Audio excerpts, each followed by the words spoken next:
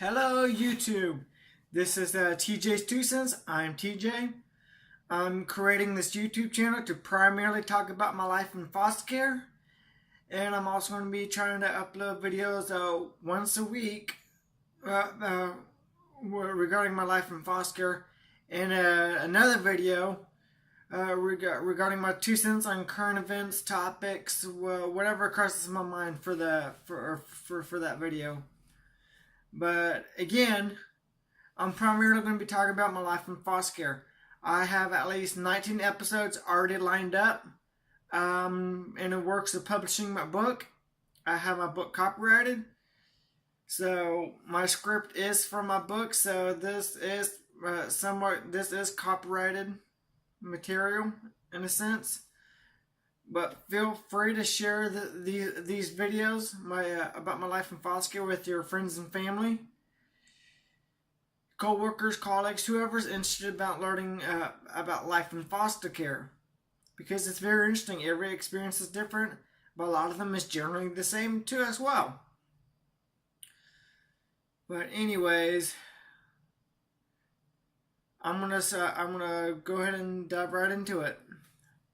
I'm gonna be talking. My first video is gonna be about my life before foster care, because I feel it's extremely relevant to talk about my life before foster care, so you can kind of get an idea how my life was before foster care, and kind of sets the groundwork for foster care. Anyways, when I was 2 years old, my mom and dad had gotten a divorce, with my dad gaining custody over me. Life growing up was like any other kid. Sorry. Like when I was 2 years old, my dad and my mother got divorced, with my dad getting custody over me. That is very rare in most cases. In most cases, the mother gained primary custody, but my mother never gained full custody of her kids, any of her kids, at the beginning. I think my sister Elaine ended up moving in with my mom, my biological mother. But that was down the line when she was old enough to make that decision. But yeah. But my dad gained custody over me. Life growing up was like any other kid. That grew up there, I would discipline like any other kid if he or she got into trouble. Granted, corporal punishment was a little on the severe end. I'm not against corporal punishment. I think we should be able to physically discipline our kids to a certain extent, because sometimes you can go overboard. And there may be studies that say that corporal punishment affects kids in a negative way, but it can also provide structure for the kids. But anyways, going off topic. Life was simple. Like any other kid. I had visitation with my biological mother from time to time. Yet I do not have any actual memories about my biological mother before foster care. I can't pinpoint. I can remember. I have memories, but I can't really pinpoint specific ages like I can with other parts of growing up with my dad at my dad's house. So I don't think the sad thing is, though, none of my biological mother kids recognize her for a specific reason, and I will go into that later on in my videos. But anyways, I had visitation with my biological mother throughout throughout living with my dad. But so yeah, the first grade is when everything started going downhill for me. I attended Oak Street Elementary. I attended Oak Street Elementary, and that's when I started into a little bit more trouble at school, having behavioral problems. I was calling my dad at least once a week or more to tell him that I had gone into trouble and there was a red phone in a Pacific room that you had to call your parents on. I do have some memories from Oak Street, but I can only remember a couple or a few. Like one morning, we were having a little downtime and with one of my female classmates, and we were having a conversation about the Rugrats movie. And the whole part of the conversation I could remember was we were like making like noises from the movie. It sounded funny. It sounds funny and weird, but I feel like I was still having a great childhood growing up. And during that year, it was during that first grade year, I had an episode, like a behavioral episode. I went kind of berserk after some tore up my snack cup that I was saving for one of my toys at home.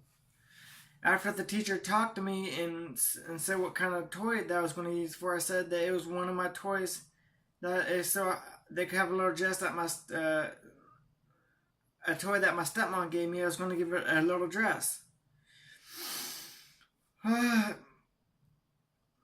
But towards the end of that first grade year, I would eventually, it was some of my classmates from my first grade year, I would eventually see see two of my classmates who were sisters, twin sisters, I think, maybe. I just know that they were sisters.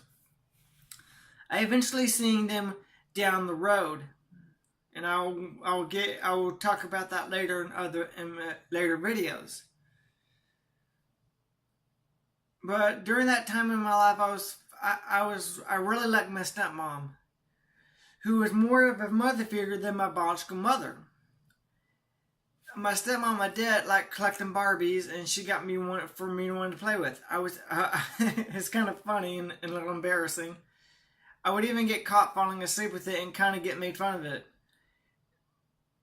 It was just a light making fun of it. It was like nothing too serious over, but it was still kind of, it wasn't funny then, but it's funny now when you think about it.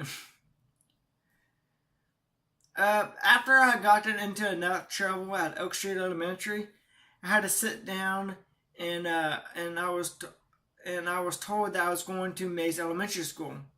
Asked why, and the response would be that the new school would be able to give me more one-on-one with a special teacher. I was also had to ride a bus that would take 30 minutes just to get to that new school. It was in Mays, which I liked since I was able to sleep the whole way there. So I got like an extra nap before school started. The last memory I have at the Oak Street Elementary was my last day of class, because one of the teachers that I would go to also taught science,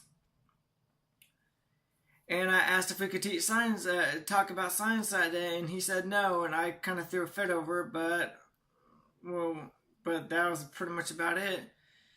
But one of my classmates asked where chocolate milk came from, if it came from brown cows, and of course it doesn't, but we talked about that for a while. So I really think I had a normal childhood growing up. I had some behavioral problems, but that could have all been dealt with and addressed with probably better parenting. But that's a different topic for a different day. Once I had been transferred to the Mays public school system, I attended the rest of the first grade in Mays. And that's the first time I got more one-on-one help with my grades with school, and my grades improved. I never knew how to read until the first grade, which is kind of sad because even my 2.5-year-old son, Zane, he already knows how to count numbers and read the alphabet. I took him to the zoo and he was reading letters off the plaques and trash cans and everything. It was really awesome. But back to the story. I'm going to go on random tangents all the time, so bear with me. But yeah, that was the first time I actually was able to start reading books by myself. I went to the Mays school system. I went to Mays to the schools in Mays for about 3 years, 3 good years. Yeah, we'll say 3 years, pretty much. I had a lot of good childhood memories, yeah, at the Mays school systems. And like during the second grade, which is kind of a sad memory to start my Mays school system, my going to school at Mays, or to tell you guys. But one day near Halloween, we were making skeletons to hang up outside the class, and we was able to use glow in the dark glue. I wasn't able to because, like I have ADHD rule out, and it was a lot worse when I was younger, so that was probably the source of my problems. But I was reacting a video game in my head and broke a glue cap. And my teacher got mad at me, pulled me out of the classroom and yelled at me. And she said I couldn't use the glow in the dark glue. So I was pretty much singled out and treated differently than the rest of the kids. And I felt really bad because I was the only kid in that class that wasn't able to use the glow in the dark glue for their skeletons. So my skeleton was like the oddball, and I was pretty much the oddball. But that's the only thing I remember from my second grade year that stuck with me. And then the third grade came around, and that was a really fun year for me because Mr. White, who was my third grade teacher, was my favorite teacher growing up in in elementary school. For like one of the things I remember he would let us do, he would let us take our Game Boy Colors out, and we was able to take our Game Boy Colors out. None of the other teachers would let us do that, but it was really interesting and fun that we was able to do that. We was able to trade Pokemon and trade and battle Pokemon because I grew up with the first generation of Pokemon, and that was a really big thing back then. The Pokemon was all like pretty much a huge the craze back when it came out. It was really fun, like being able to battle Pokemon with other kids. Like I said, I had a normal childhood growing up. It's just the only downside was my behavioral problems and corporal punishment. But yeah, the only other activity I remember during that time was when Mr. White had set up a telescope activity where that class came out at night to look at the stuff. Like the last activity I remember with Mr. White was that he took us all. We had like a group activity with the teacher, like all the students, and I think from a few other classes, and teachers, parents, everything. We all went out at night and looked at the stars, and we looked through telescopes and everything. But the reason why that memory sticks out to me is because when I was able to get some pictures from my childhood growing up, one of the pictures was me giving hot cocoa to my little brother Shane. That picture really meant a lot to me for some reason because throughout foster care, I felt like I failed my younger brother and sister because I wasn't there to protect them and be a good older brother. So, I would think about them a lot too. But my little brother and sister, Shane and Shannon, they're great teenagers now. Shane's 19 or 20, and Shannon's 17. So yeah, they're like that. Well, that was a really fond memory. Giving my brother hot cocoa.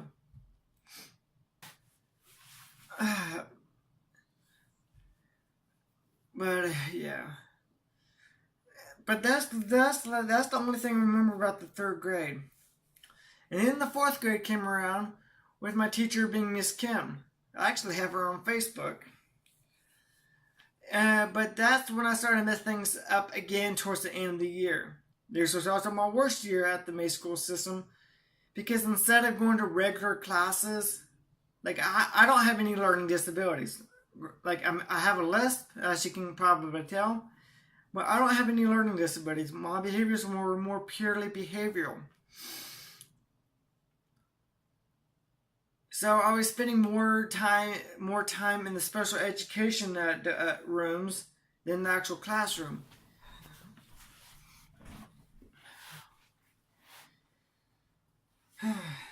But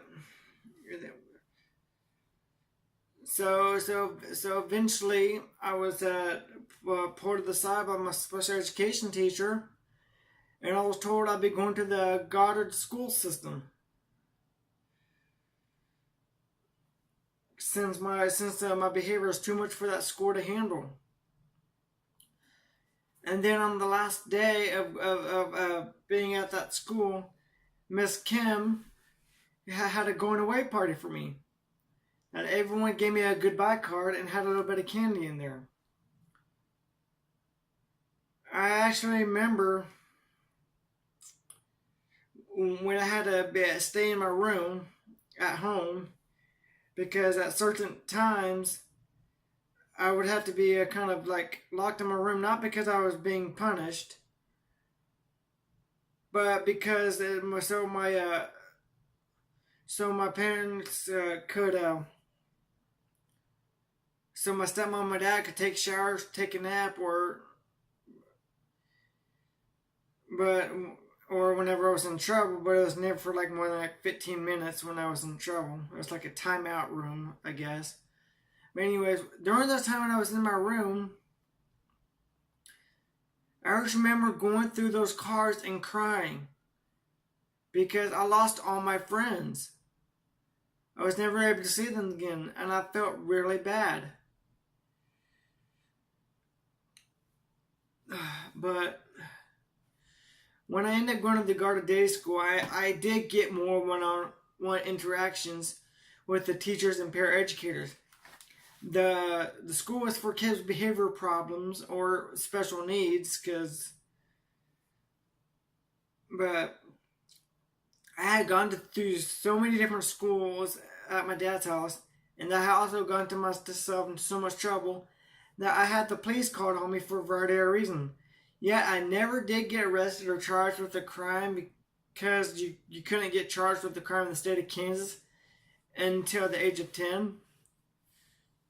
But when I started going to the Goddard Day School, this was also around the time I started seeing a case manager from Calm Care called Charles Buford.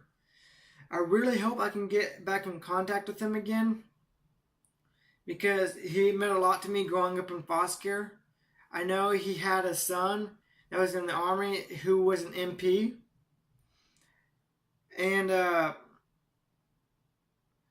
Charles Buford, I think, was Native American. And he made like crowns with thorns on it, like because he was Christian. It was supposed to resemble Christianity. But I hope I can get back in contact with him. But back to the story. At that time, he was just someone to come out with, hang out with me once a week because every time he came to pick me up and spend time with me, I actually got like $10 from my dad every time to go on activities with Charles.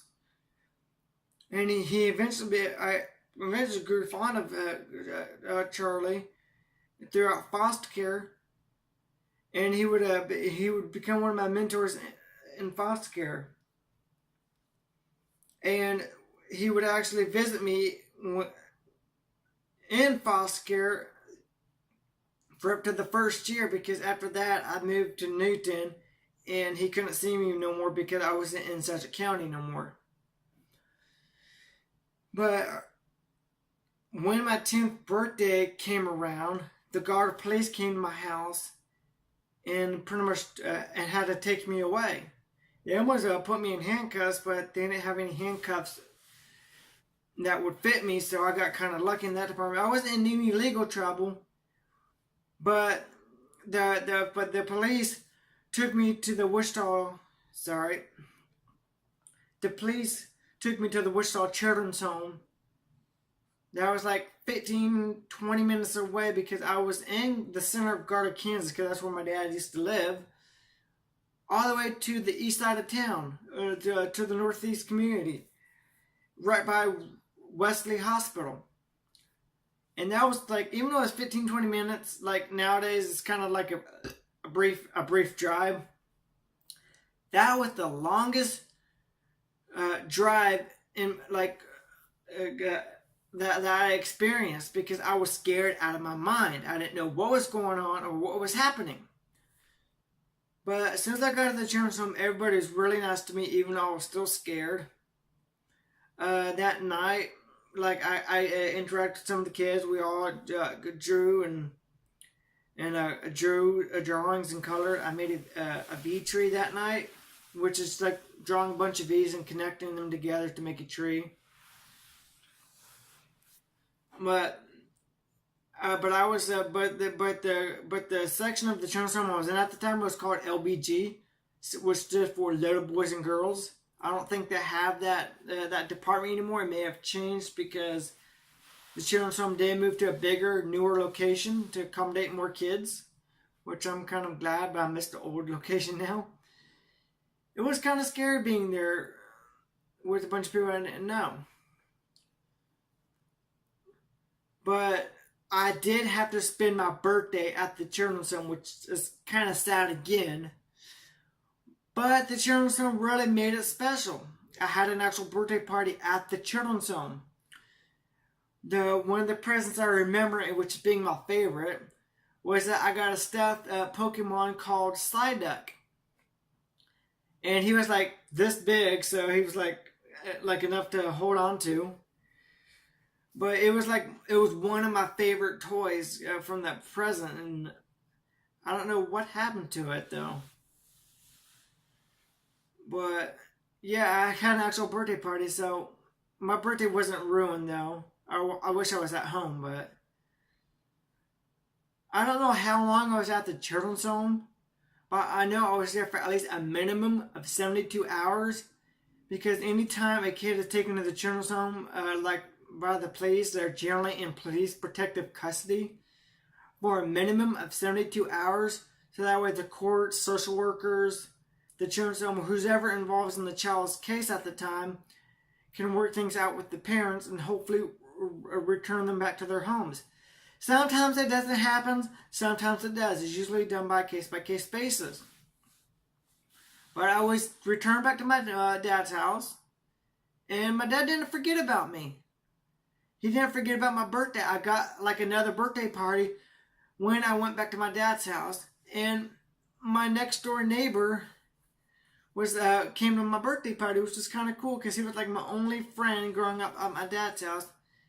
And I screwed that up too, because like I was a behavioral kid growing up, and I felt bad for my next door neighbor now, because his name was Jesse. I don't know his last name. He used to live right by me in Goddard on Spruce Street. But he was invited to my birthday party, and I think we had cake and ice cream, and we watched the Rugrats movie, because I think it was the second one or the first one. I don't know which one it was, but it was a Rugrats movie. It was one of the movies. We watched it, so I ended up having a makeup birthday party with my dad. Then the end of the fourth grade year came to a close when I was taken to foster care on May 1st, 2002. The whole reason why I remember that day distinctly, not because I went into foster care that day, it was because that was the day, that was my brother Shane's birthday. I don't know how old he was turning though, but that was his birthday, because all I was thinking that day was that I was going to get cake and ice cream. So I felt bad because I was called into the principal's office, and I was sat down with Charlie and some strange lady I never saw. and and I'm pretty sure she was a lady from social services. Charlie said to me that I would not be going back to my dad's house, and they would not be going to my dad's house. So, yeah, I felt really bad because that night I was able to call my dad and tell my little brother Shane that I'm sorry that I couldn't be there for his birthday, and I said happy birthday. I felt really bad that night. But that day was the beginning of foster care for me.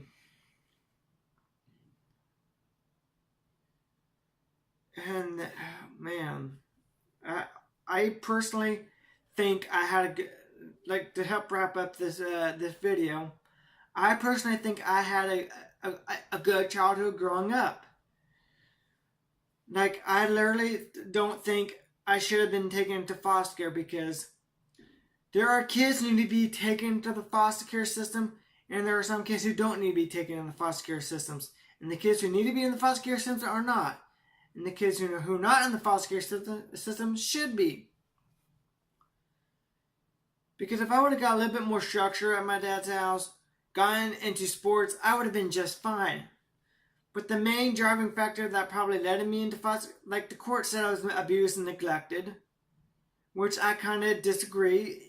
Like, I'm not being biased or anything, because I'll eventually explain down the road that I don't think I was really abused. But part of the reason why I was in foster care, because my biological mother, I'm pretty sure she kept complaining to the state about my situation. I'm sure the school did too, though. But the only physical punishment I remember was getting slapped on the hand with a wooden spoon, which is not bad, and getting spankings, but I don't remember getting spankings past a certain point. And every time I would say the MF word, which is like the MF word, which I'm sure you already know what it is. I don't know what YouTube censor policies are, so I'm not going to say the cuss word. But every time I say that, my stepmom would pinch my cheeks, so that pretty much taught me not to say the MF word. But I don't think I was necessarily abused growing up. But May 1st, 2002 was beginning of a new world for me. Into a world that I never knew existed. But anyways, that was my that was the first part of this was my first video. Send me a like if you liked the video, dislike it if you disliked it. Feel free to comment down below about the video so I can get some feedback. Message me if you want, so I can and ask me any kind of questions you want. Share this video with your friends and colleagues once you get to know me a little bit more, or whatever you want to do. But it was great starting this journey with you guys, and I hope to see you guys more often. So, thank you, and have a good time.